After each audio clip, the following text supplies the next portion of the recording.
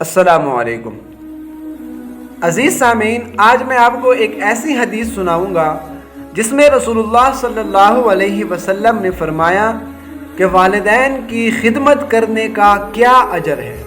بسم اللہ الرحمن الرحیم۔ حضرت عبداللہ بن عمر رضی اللہ عنہما سے روایت ہے کہ رسول اللہ صلی اللہ علیہ وسلم کے پاس ایک شخص آیا اور جہاد پر جانے کی اجازت چاہی۔ تو آپ صلی اللہ علیہ وسلم نے اس شخص سے پوچھا، کیا تمہارے ماں باپ زندہ ہیں؟ تو اس شخص نے کہا، یا رسول اللہ، جی میرے ماں باپ زندہ ہیں۔ تو آپ صلی اللہ علیہ وسلم نے فرمایا، پھر تم ان کے پاس رہ کر جہاد کرو۔ اور ایک روایت میں ہے کہ آپ صلی اللہ علیہ وسلم نے فرمایا، اپنے ماں باپ کے پاس جاؤ اور ان کی خدمت کرو، یہی تمہارے لیے جہاد ہے۔ ترمذی شریف حدیث نمبر 3642۔ دوستو، اگر آپ کو یہ حدیث اچھی لگے تو ثواب کی نیت سے اپنے دوستوں تک ضرور پہنچائیے گا۔